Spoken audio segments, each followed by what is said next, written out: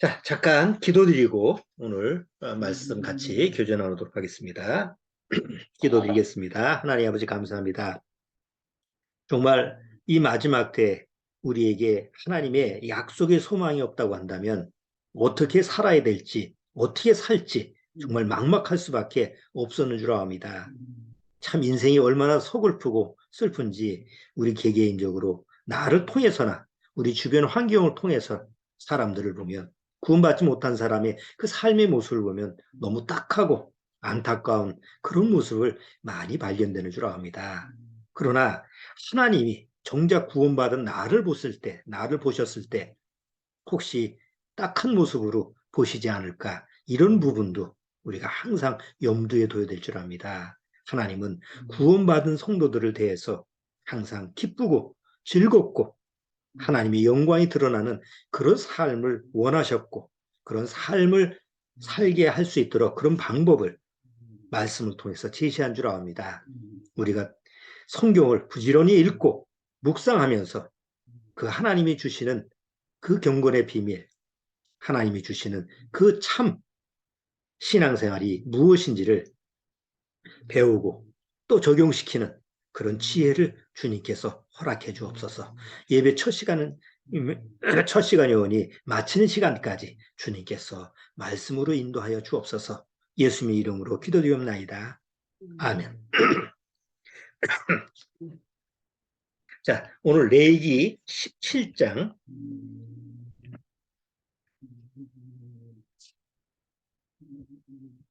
자, 제가 그 우리 홈페이지에 들어가 보면 그 일정표에 보면 한 주 전에 어떤 성경 내용을 가지고 어떤 주제로 설교할 것인가라는 것을 제가 일정표에 올려놓는다고 그랬어요. 그래서 이번 주 이렇게 바로 레위기 17장의 내용을 가지고 생명은 피에 속해 있다 이런 부분에 대해서 주제 설교를 한다고 제가 미리 게시를 했기 때문에 꼭 미리미리 그거 일정표를 확인하고 읽어보시라고 그랬어요. 자, 오늘 17장 다 읽어오신 걸로 알고 다 읽질 않고 오늘 우리가 다뤄야 될 내용만 한번 본문 내용을 같이 읽고 그 다음에 내용을 같이 생각해 볼게요. 17장 11절 한번 보시죠.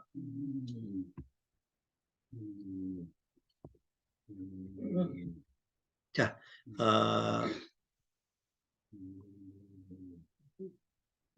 화면을 보시면 큰 글자로 보실 수 있으니까 화면을 보실 수 있는 분은 화면을 보시면 되겠어요. 레위기 17장 11절 11절 같이 한번 읽어보죠. 육체의 생명은 피에 있음이라 내가 이 피를 너희에게 주어 단에 뿌려 너희의 생명을 위하여 속하게 하였나니 생명이 피에 있으므로 피가 죄를 속하느니라.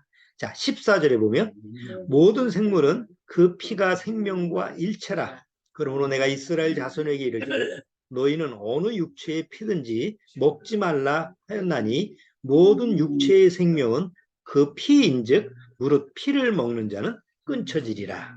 아주 유명한 우리가 많이 보고 다루었던 내용이죠. 자, 하나님이 우리 사람을 창조하셨을 때 여러 기능을 창조하셨죠. 뭐 오장육부 다 창조하셨는데 이것이 없으면 작동이 안 하죠.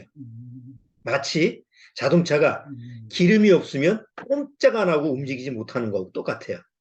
그러니까 우리 전체 머리 끝서부터 발끝까지 우리 전체를 움직이게 하는 기름과 같은 역할을 하는 게 그 에너지 역할을 하는 게 바로 피라는 겁니다. 그럼 그 피를 만드신 분이 누구예요? 피를 만드신 분이 하나님이시죠. 그럼 하나님은 어떻게 피를 만들었을까? 그 피에 대한 부분도 다른 뭐 우리 인체의 신비에 대해서는 여러분들이 뭐 다큐멘터리나 혹시 뭐 교육방송 이런 거 보시면 가끔 보셨을 거예요. 인체의 신비에 대해서. 근데 인체의 신비 중에서 피라고 하는 부분도 아주 미스테리한 부분이 많아요. 아직도 풀지 못하는, 아직도 과학이 풀지 못하는 부분이 바로 피라고 하는 부분이라고 그래요. 사람 안에 피를 나르는 그 혈관의 길이가 얼마나 될까요? 피, 우리 인체의 피를 나르는 그 혈관이라는 게 마치 도로하고 똑같잖아요. 우리 예? 자동차가 다니는 도로하고 똑같아요. 자, 시골 끝까지, 뭐 땅끝마을까지 도로가 있잖아요. 그럼 차가 글로 가죠. 그것처럼 피가 심장서부터 혈관을 타고 나서 쭉 한 바퀴 이렇게 돌 수 있는 우리 피의 혈관의 길이가 얼마나 될까요? 지구 두 바퀴 반 정도의 길이라고 합니다. 두 바퀴 반을 돌 수 있는. 한 바퀴도 아니고 얼마나 멀어요? 한 바퀴 도는 것도. 근데 두 바퀴 반의 길이를 가지고 있어요. 그럼 거기에 피가 돌아야 돼요. 온몸을 돌아서 우리를 살게 하는 거예요. 그러면 그 지구 두 바퀴 반만한 그 혈관의 길이를 피가 한 번 도는데 걸리는 시간이 얼마나 걸릴까요? 여기서 자동차로 부산까지 아무리 속도를 한 120 놓고 달린다 그래도 얼마나 걸려요? 한 4, 5시간 걸리죠? 그러면 우리가 심장에서부터 피가 그냥 온몸을 한 바퀴 돌아서 다시 순환하는 데 걸리는 시간이 얼마나 걸릴까요? 한 4시간, 5시간 걸리면 사람이 활동을 할 수가 없어요. 왜냐하면 피가 돌아서 각 에너지, 그 우리가 운동할 수 있는 그 에너지를 끝까지 해야지 모세혈관까지 다 피가 돌아야만이 우리가 인체가 움직이잖아요. 어? 그런데 한 번 피가 돌아가는데 한 뭐 하루 종일 걸린다. 그러면 한 번 돌 때까지 기다려야 되잖아. 그러니까 사람이 지금 빨리빨리 움직이고 내가 지금 말을 하고 여러분들이 귀를 가지고 듣고 이런 것이 순식간에 이루어지기 위해서는 피가 순식간에 돌아야 돼요. 각 몸에다가 에너지를 다 돌리고 또 그 안에 불순물을 다 걷어가고 이런 것을 순환시키고 있는 그런 속도가 빨라야 되죠. 그래서 지구 두 바퀴 반이나 되는 그 혈관의 길이를 돌 수 있는 한 바퀴 돌아서 순환하는 게 46초 걸린대요. 1분도 아니고 46초에. 그러니까 그 정도 걸리는 속도가 돼야만이 이제 우리가 정상적인 생활을 할 수가 있는 거예요. 자, 피는 어떻게 만들어졌을까요? 여러분 피 이거 손가락 이렇게 비면 피가 나오잖아요. 예? 그러면 피라고 하는 게 액체죠. 그 물과 같은 액체는 아니죠. 만져보면 끈적끈적하죠. 예? 자, 근데 피는 뭘로 형성이 돼 있을까요? 피는 여러분들이 뭐 상식적으로 많이 알죠? 피는 혈장하고 혈구라고 하는 게 돼 있는데 혈장하고 혈구가 거의 반반이에요. 혈장은 55%라고 그러고 혈구는 45%라고 하는 용어가 이렇게 해서 피가 이제 두 가지가 이제 구분을 시키는데 혈장이라는 것은 여러 가지 영양소가 들어가 있는 액체고 그 다음에 이제 혈구라고 하는 것은 우리가 잘 아는 적혈구, 백혈구, 혈소판 이 세 가지로 이루어졌다고 그래요. 적혈구는 뭐 하는 거죠? 적혈구.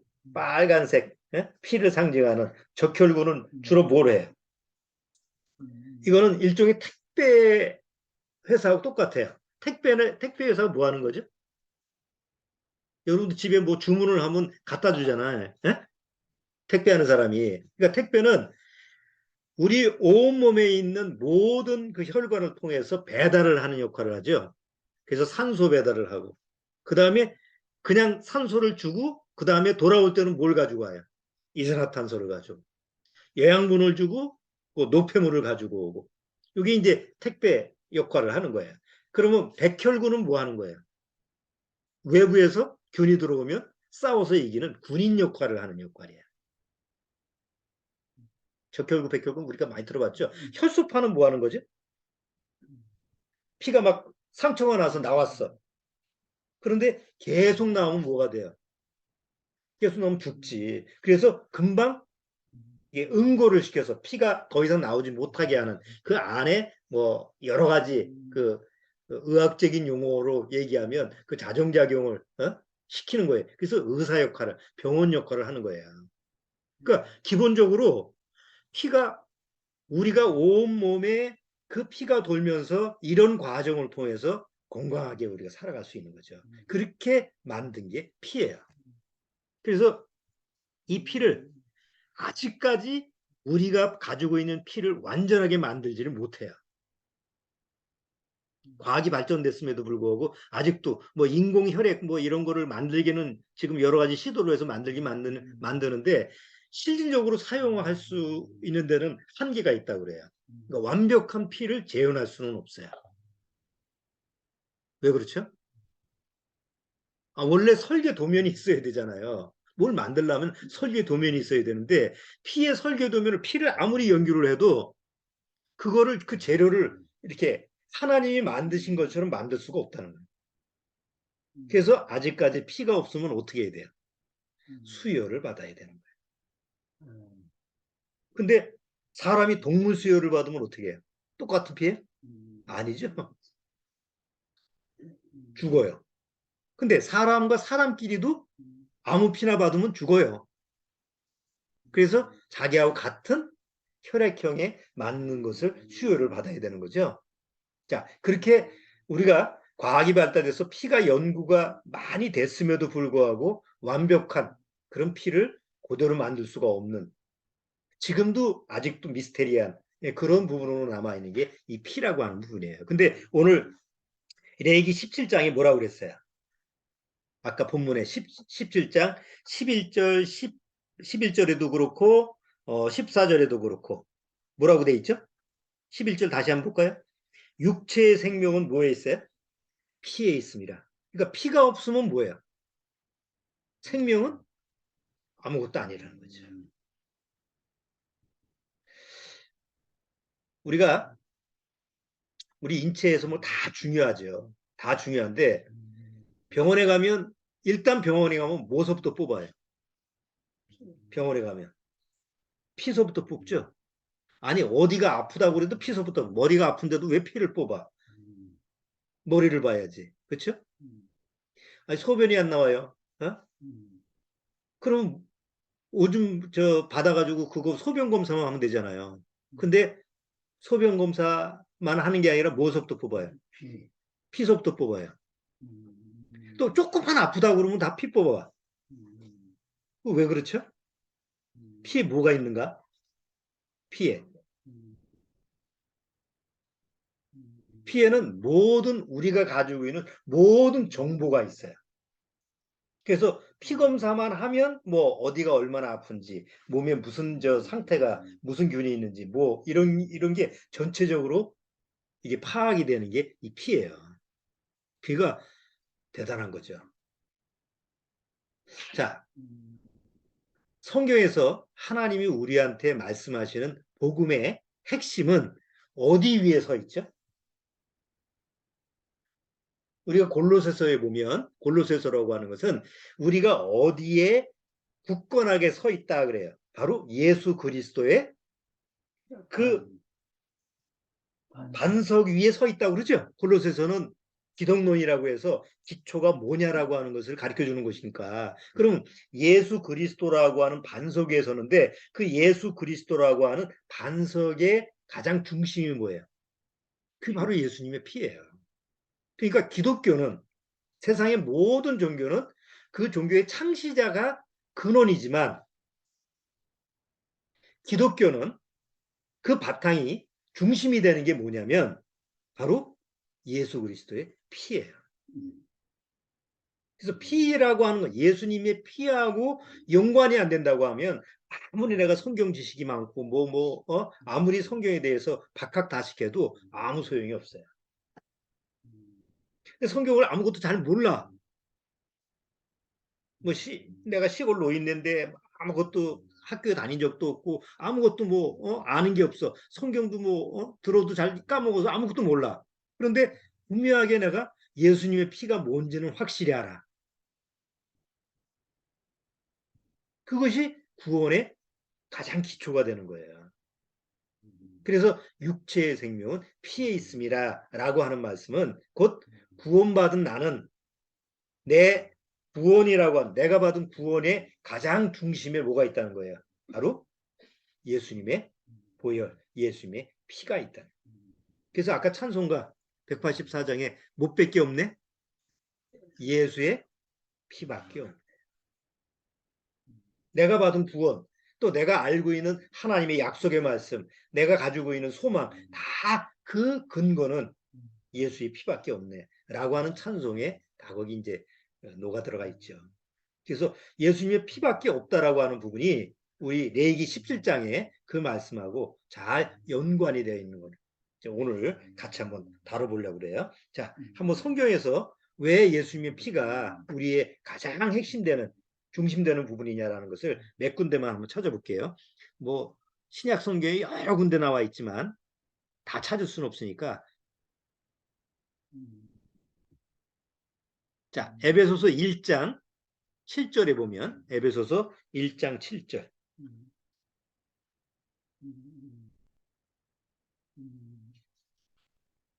에베소서 1장 7절.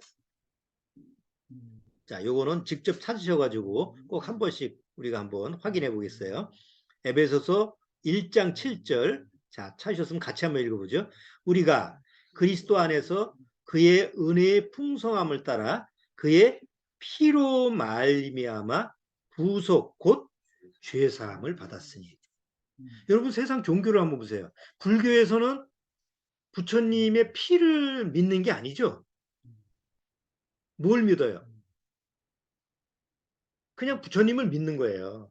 그러면 이슬람교에서 마호메트를 믿을 때 마호메트 피를 믿나요? 아니에요. 피하고 관계없어요. 그냥 마호메트를 믿는 거예요. 자, 지금 유대인들이 하나님을 믿죠? 그러면 하나님을 믿는데 유대인들이 믿는 건 뭐예요? 예수님의 피가 아니고 희생제물의 피, 의학시대 희생제물의 피를 드린다라는 것만 알고 있지 예수님의 피는 모르잖아요. 안 믿으니까. 정말 성경을 통해서 구원받은 사람만이 예수님의 피로 말미암아 죄사함을 받았다는 사실을 믿는 거예요. 골로새서 1장 20절. 자, 골로새서 1장 20절. 그라는 것은 누구죠? 예수님의 십자가의 피로 화평을 이루사 만물 곧 땅에 있는 것들이나 하늘에 있는 것들을 그로 말미암아 자기와 화목해 되기를 기뻐하심이라. 하나님과 나하고 원수가 된 사이예요. 죄로 타락된 아담 이후에 태어난 모든 후손들은 다 하나님 앞에서 하나님과 원수된 자죠. 그런데 하나님과 원수된 그 사이를 화목해 만든 게 뭐예요? 돈이에요? 아니면 내 노력이에요? 무슨 종교 행위가 아니죠. 그의 십자가의 피로 하나님과 나하고 화목이 되는 거, 화평이 이루어진 거예요. 성경에서 가장 핵심적인 부분이죠. 자, 히브리서 9장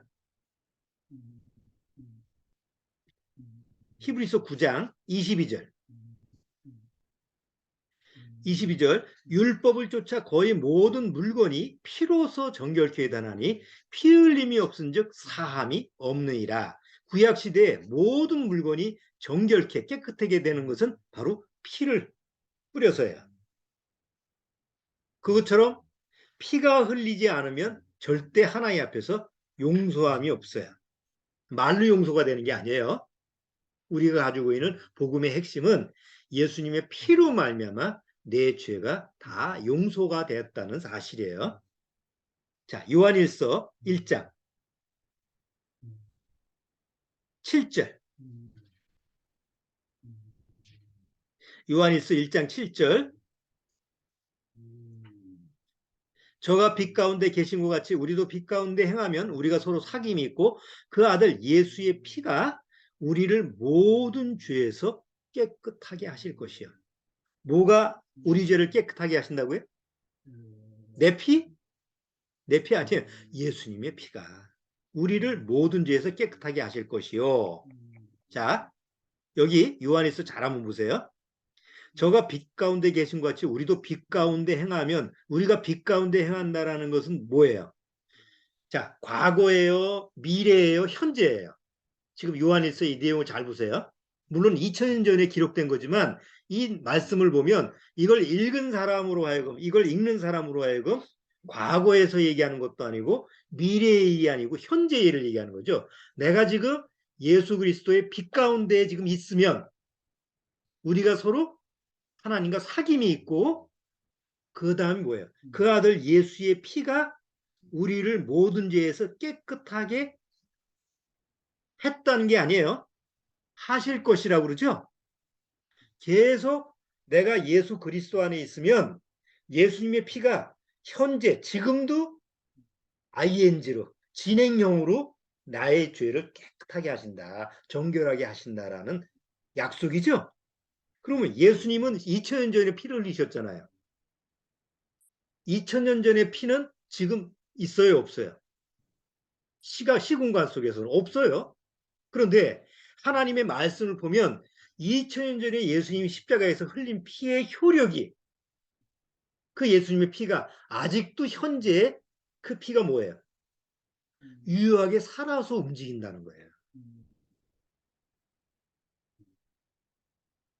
이게 구원받지 못한 사람이 예수님의 피에 대하는 자세와 구원받은 사람이 예수님의 피에 대한 자세가 다른 점이에요. 구원받지 못한 사람은 예수님의 피가 2000년 전의 과거형이에요. 아, 2000년 전에 예수님이 피를 흘렸대. 근데 지금은, 지금 예수님의 피가 뭐 어딨어. 2000년 전에 십자가에 죽어서 다 흘렀지. 근데 거듭난 사람은, 구원받은 사람은 아직도 예수님의 피가 내 안에서 유효해. 피의 역사하심이 바로 내 안에서 그 예수님의 피가 아직도 지금 작용이 되고 있어. 이게 믿어지는 사람이에요. 믿는 게 아니에요. 믿어지는 거예요. 자, 요한계시록 7장. 요한계시록 7장 한번 보세요. 내가 가로되 내 주여 당신이 알리이다 하니 그가 나더러 이르되 이는 큰 환난에서 나오는 자들인데 어린 양의 피에 그 옷을 씻어 희게 하였느니라. 어린 양의 피에 그 옷을 씻어서 희게 하였다. 여러분, 큰 환난에서 나오는 자들은 7년대 환난에서 나오는 자들이에요. 그럼 7년대 환난에서 나오는 자들이 예수 그리스도의 피로, 바로 예수 어린 양의 피로 그 옷을 씻어 희게 하였다라는 것은 2000년 전 예수님 당시에 십자가에서 있었던 일이 아니잖아요. 언제 일어날 일이에요? 아직은 안 일어났지만 미래, 앞으로 미래에 일어날 일이에요.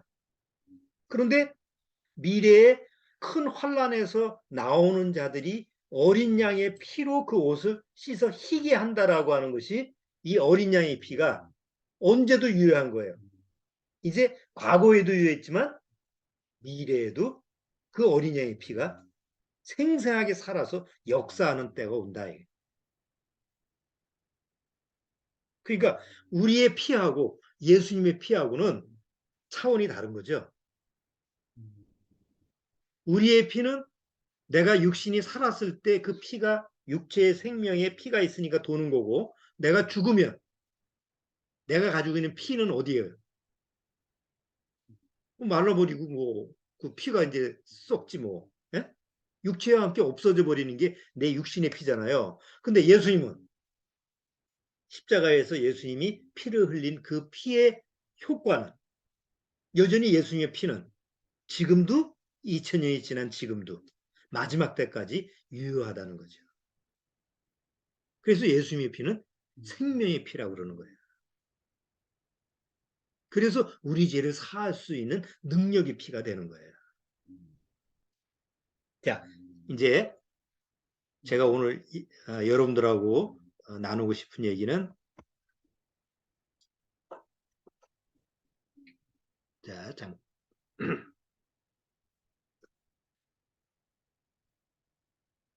자,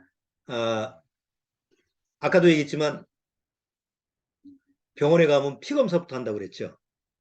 그러면 피 검사하면 혈압이 높은지 낮은지, 뭐 고지혈증인지, 아니면 또 뭐 피에 우리 안에 신체에 지금 면역성이 있는지 없는지, 뭐 5만 가지 다 지금 증세가 다 나타나요. 그래서 이제 뭐가 문제다, 피 검사에 뭐가 나왔다.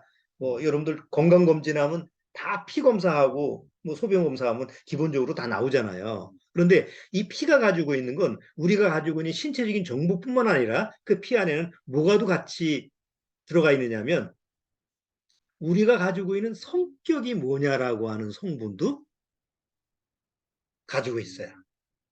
신기하지 않아요? 피가 뭔데 우리가 가지고 있는 성격을 가지고 있어요. 여러분 혈액형 각자 자기 혈액형이 있죠.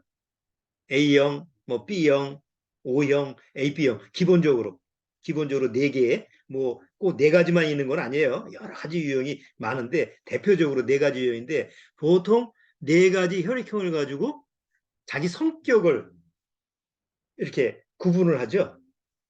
그래서 뭐 성격 검사할 때 뭐 혈액형으로 이게 혈액형으로 구분하기도 하는데 여러분의 성격은 여러분 피에 맞춰서 어떤 것 같아요? 여기 잠깐 내가 한번 찾아보니까 기본적으로 A형 누가 A예요? 누가 A형은 손 들어보세요. 우리 가족 중에 A형은 없어요? 어? A형. 자, A형. 아니야. A형. 자, 잘 들어보세요. 호불호가 확실함, 거절을 잘 못함, 다 맞는 건 아니야. 근데 대체적으로 혼자 있는 거 싫어함, 웃음과 눈물이 많어. 근데 폭발하면 무서워. 어? B형은 개성이 강하고 자기중심적이, 긍정적이고 낙천적이고 자존심이 센, 자기 감정을 숨기지 못함. O형 칭찬에 약함, 대인관계 잘하고 자기 자랑이 심하고 남의 흉을 잘 봐. 소유욕이 강하고 경제의식도 강하고. 자, AB형 많죠? 우리 가족 중에 AB형 바보 아니면 천재, 얽매이는 건 질색하고 두뇌 이전이 빠르고 논리적이고 낯을 많이 가리고 끈기가 참 약하고. 자, 맞는 것도 있고 안 맞는 것도 있죠? 근데 잘 보세요. 왜 피에 관련돼서 성격하고 연관이 되죠? 예? 우리말에 피는 못 속인다는 말이 있죠. 그런 말을 언제 해요? 아이고, 저 녀석 보니까 피는 못 속이는구만. 그러니까 그 모습을 보는 거죠. 예? 그 성격을 보고 얘기하는 거잖아요. 애 성격을 보고 아이고 지 엄마 똑 닮았네. 지 아빠 똑 닮았네. 그렇게 이야기죠. 그러니까 이 피라고 하는 건 그 사람의 전체 행동, 그 사람이 가지고 있는 어떤 성품 이런 것도 중심적으로 작용을 하는 거예요. 자, 여기서 이제 우리가 하나 의문점을 가지고 있어요. 자, 그러면 예수님의 성격은 어땠을까요? 예수님은 어떤 성격일까요? 예수님의 성격에 대해서 얘기를 해보시죠. 아는 대로. 화를 잘 내고 요새 인기가 많은 챗봇을 통해서 예수님의 성격이 어떠냐라는 걸 한번 물어봅시다. 모든 걸 답해준다니까. 자, 한글로 한번 예수님이 성격을 구체적으로 설명해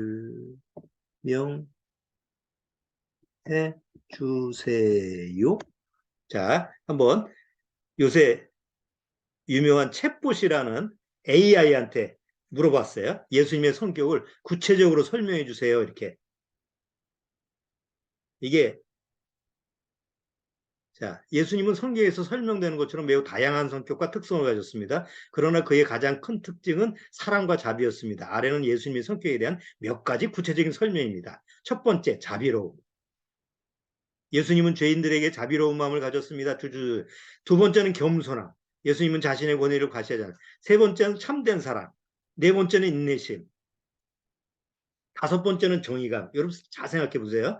보통 질문을 해서 예수님의 성격을 구체적으로 뭐지? 이렇게 해서 목사라고 해도 금방 설명하기가 쉬워야 어려워요. 금방 설명 못합니다. 근데 여러분 화면을 보세요. 금방 답변을 하는데 7번까지 1번 자비로움, 두 번째 겸손함, 세 번째 참된 사랑, 네 번째는 인내심을, 다섯 번째는 정의감, 여섯 번째는 교육적인 성품을, 일곱 번째는 자기희생. 사람보다 뛰어나죠. 이거 설교문으로 하려면 목사래도 지금 한 2시간은 끙끙 앓아서 여러 가지 자료를 가지고 찾아야 돼. 그런데 여기 AI는 지금 몇 분 걸렸어요? 1분도 안 걸렸어. 그래서 요약하자면 예수님은 자비로운 겸손한 참된 사랑을 베푸는 인내심을 가진 정의감을 가지고 있는 교육적인 성품을 가진 분 이렇게 써요. 만약에 여기다가 또 예수님의 성격에 대해서 설교문을 작성해 주세요. 그러면 길게 또 설교문을 만들어 놔요. 무서운 시대예요. 이 얘기는 다음 주에 하려고 내가 선을 한번 보여준 거야. 한번 요새 이런 시대다. 예? 물어보면 그냥 금방금방 답변해주는 이런 시대라는 걸 제가 보여드리기 위해서 잠깐 제가 한번 활용을 한 거예요.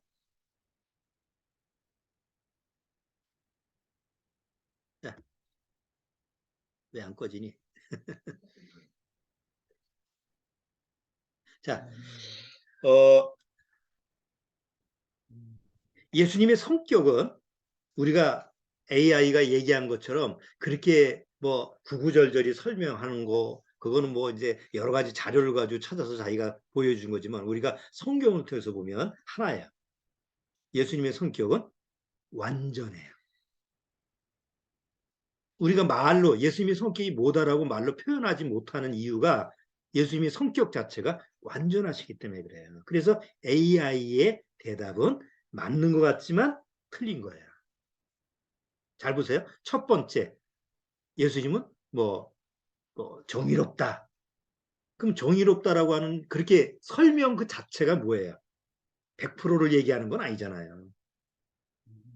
100%라는 것은 그걸 표현하기가 어려워요. 그래서 예수님의 성격은 우리하고 다른 것. 우리는 우리 성격을 그렇게 얘기할 수 있죠. 나는 뭐 B형이니까 좀 자기 긍정적이고 낙천적이지만 아주 자존심이 세고 뭐 이렇게 장단점을 얘기할 수 있는데 예수님의 성격을 장단점을 얘기할 수 있을까요? 예수님의 장점은 예수님의 장점? 모르겠는데 너무 많아서. 그럼 예수님의 단점? 단점은 없는데. 그러니까 뭐라고 꽉 집어가지고 예수님의 성격을 표현할 수가 없는 거예요. 왜? 예수님의 성격 자체가 하나님 보시기에 온전하기 때문에. 그러면 예수님은 육체로 오셨기 때문에 당연히 그 안에는 뭐가 흘러요? 피가 흐르죠. 그럼 예수님도 혈액형이 있을 거 아니에요. 예수님도 자연적인 성품으로 아버지 요셉, 그 어머니 마리아의 혈액형을 통해서 뭐 A형이든지 B형이든지 O형이든지 AB형이든지 뭐 그런 나름대로의 어떤 그 특성을 가지고 성격이라는 건 첫 번째가 선천적이에요. 성격은. 두 번째가 환경적이에요. 우리가 가지고 있는 성격의 첫 번째는 선천적이기 때문에 유전적으로 받아요. 그래서 피는 못 속인다는 말이 나오는 거예요. 두 번째는 환경적인 요인으로 성격이 바뀌어지기도 하죠. 근데 예수님은 성령으로 잉태돼서 태어나시기 때문에 육체는 그 부모의 혈액형을 가지고 태어났지만 성격은 어떤 성품이에요? 하나님의 성품을 가지고 오신 거예요. 그러니까 예수님의 성격이 이렇다 저렇다 표현하기가 불가능하다는 거죠. 뭐 측정할 수 있는 어떤 근거가 없는 거예요. 그래서 만약에 목회자가 아이고 이제 챗봇이라는 AI를 통해서 한번 내가 설교를 한번 준비해야 되겠다. 앞으로 그런 분들이 많을 거라고 생각돼요. 뭐 간편하게 금방 설교문이 작성되니까. 뭐 죄사함에 대해서 설교문 하나 써달라고 그러면 아주 놀랄 정도로 설교문을 만들어요. 복음적인 설교를. 자, 그런데 문제가 뭐죠? 지금 얘기한 것처럼. 그거는 세상에 나와 있는 모든 자료를 통해서 나오는 얘기인 거지. 하나님을 통해서 성령을 통해서 나온 얘기는 아니라는 거죠. 그래서 이제 제가 생각해 볼 때, 앞으로 정말 구원받은 목회자가 설교하는 거하고 그냥 설교하는 거하고는 조금 구분점이 있겠구나. 그러니까 이제 대충 어리숙하게 이렇게 대충 흉내내기 위해서는 지금은 가능했는데 앞으로 가면 갈수록 진짜와 가짜의 구분점이 조금 있을 거라고 생각해요. 자, 중요한 거는 뭐냐? 이제 제가 이제 얘기하고 싶고자 하는 건 예수님의 성품, 예수님이 가지고 있는 피가 있었단 말이에요. 그런데 우리가 성경을 통해서 예수님의 피로 구속함을 받고 죄사함을 받고 예수님의 피로 말미암아 내가 하나님의 자녀가 됐다는 그 예수님의 피는 우리가 가지고 있는 어떤 지금 육체적인 물질적인 피가 아니라는 얘기죠. 그렇죠? 예수님이 십자가에서 피를 흘린 그 피라고 하는 것은 우리가 가지고 있는 세상에 얘기하는 그런 피하고는 차원이 다른 피예요. 그럼 그 피는 뭐냐? 바로 하나님이 인정하시는 하나님의 생명이 들어가 있는 그 피라는 거죠. 이제 우리가 마음속에서 이걸 한번 정말 구원받았다고 하면 이런 생각을 해보셔야 돼요.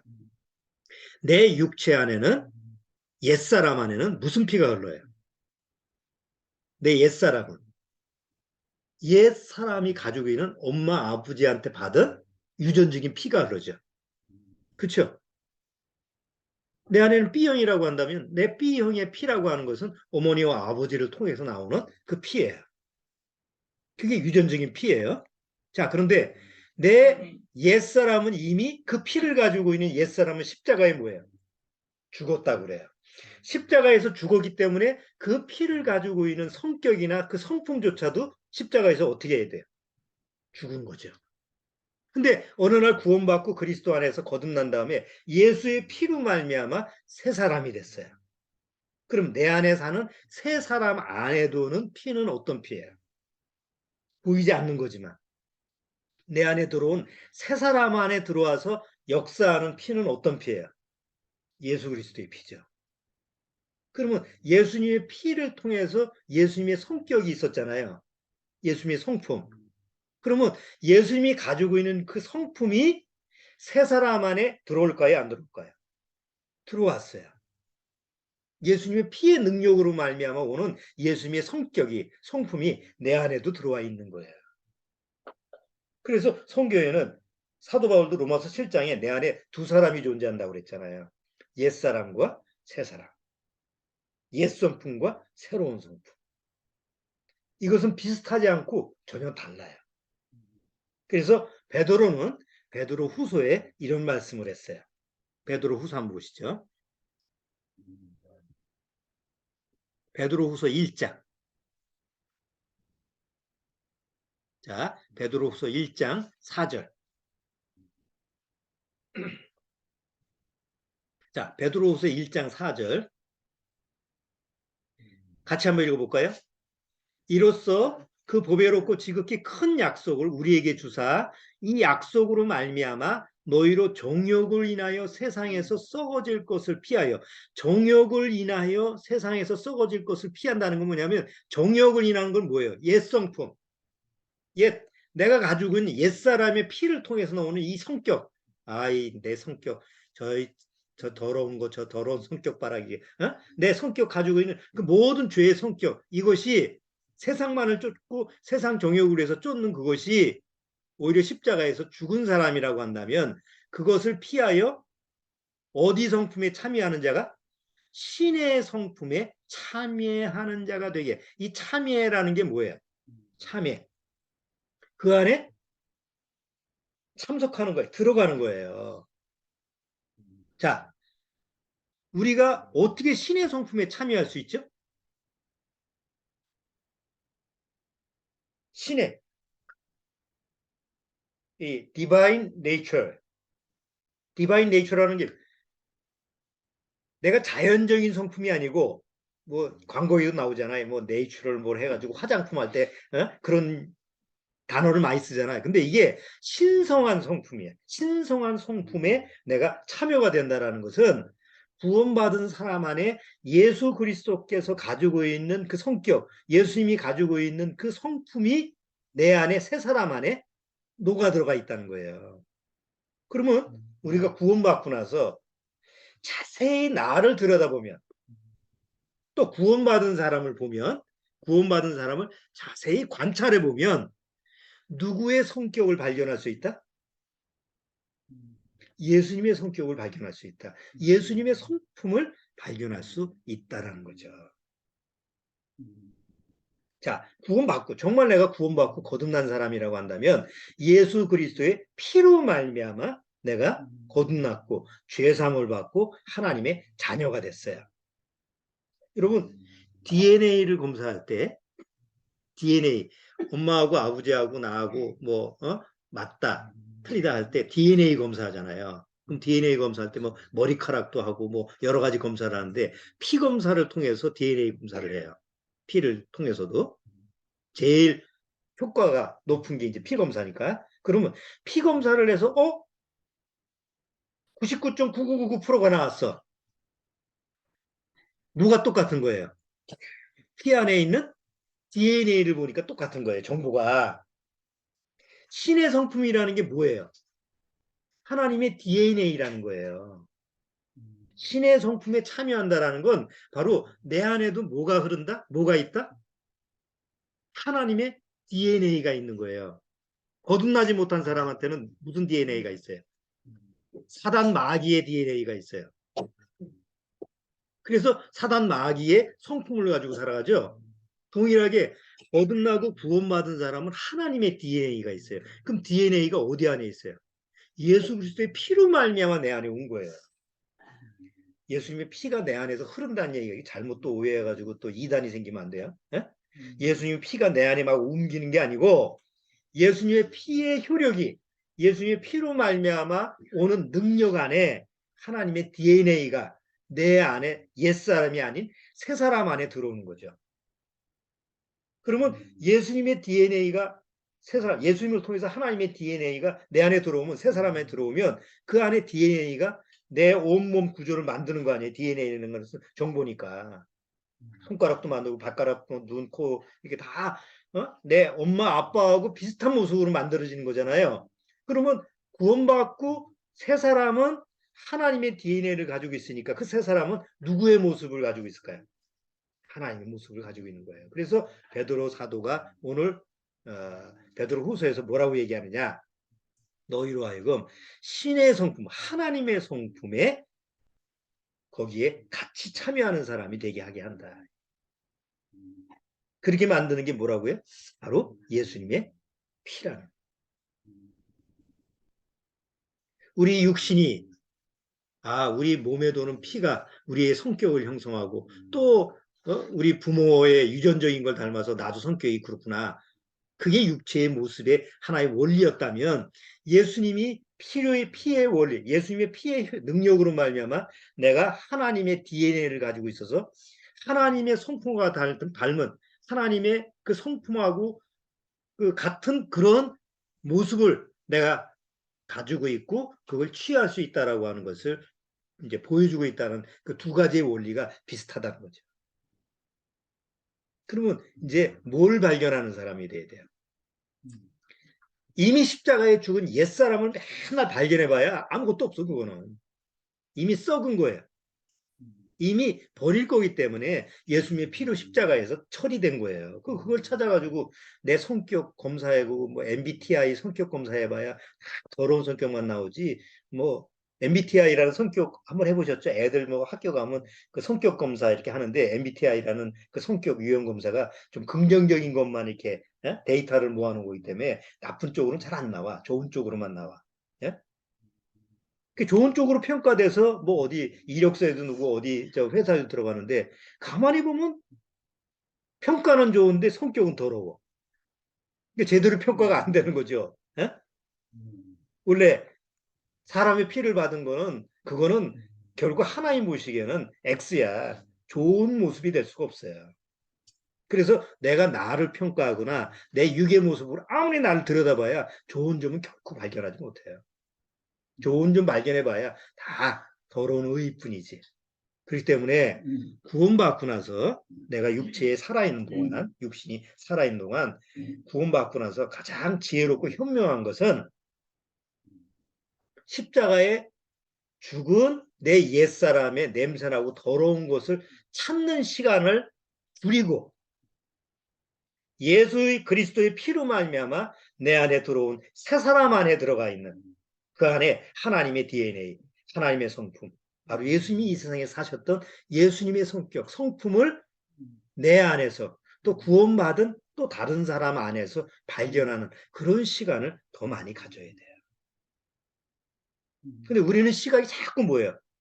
남의 단점만 보려고 하고 다른 사람의 허점만 보려고 하고 다른 사람의 어떤 육의 모습만 해서 그걸 자꾸 끄집어내서 그거 가지고 그냥 그거 가지고 싸우는 거 아니에요.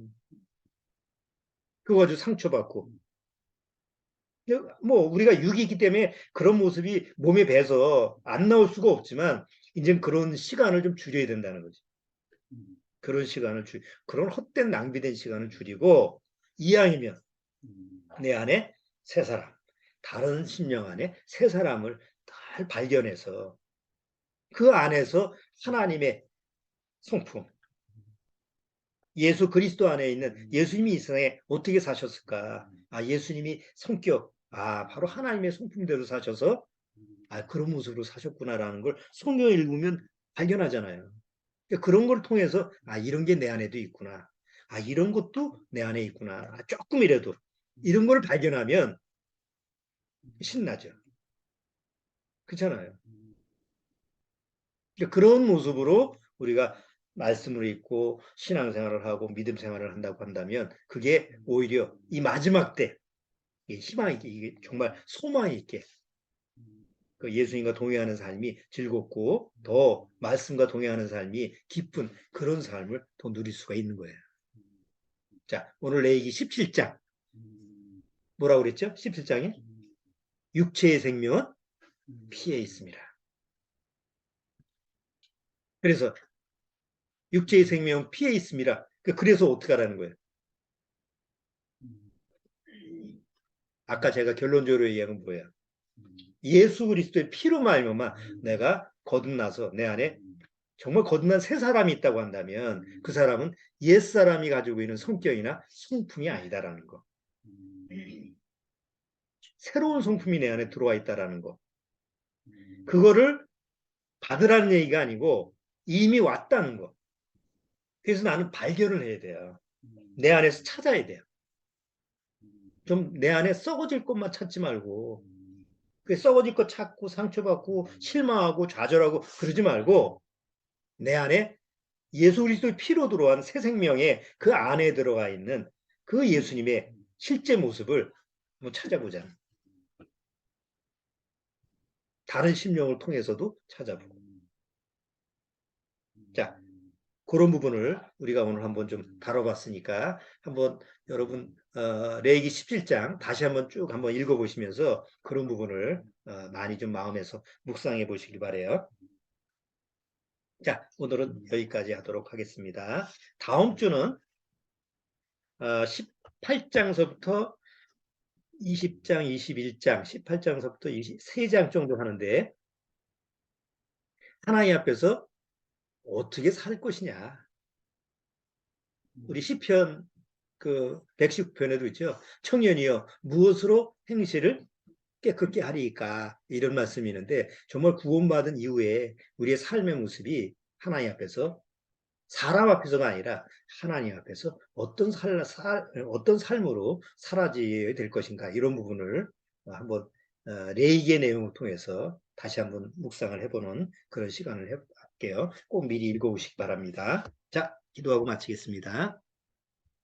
하나님 아버지 감사합니다. 정말 하나님의 아들 예수 그리스도의 피로 말미암아 내가 거듭났고 이제는 내 안에 그 예수님의 새로운 성품 비록 숨은 사람이지만 숨겨져 있는 사람이지만 하나님의 영의 능력으로 영의 말씀으로 찾는다고 하면 틀림없이 내 안에서 발견되는 그 예수 그리스도의 그 성품, 예수 그리스도의 그 모든 삶의 모습이 이제 말씀을 읽으면서 교제를 나누면서 발견되어질 줄 아옵니다. 그렇기 때문에 더더욱 우리는 성경을 읽어야 되고 또 교제를 나눠야 될 줄 아옵니다.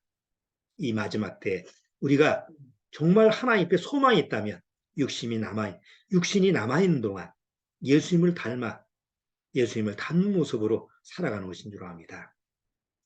이 소망을 항상 잃지 말고 주님이 부르시는 그날까지 늘 주님을 닮아가는 그런 삶을 주님께서 허락해 주옵소서. 예수님의 이름으로 축원합나이다. 아멘. 자, 마치겠습니다.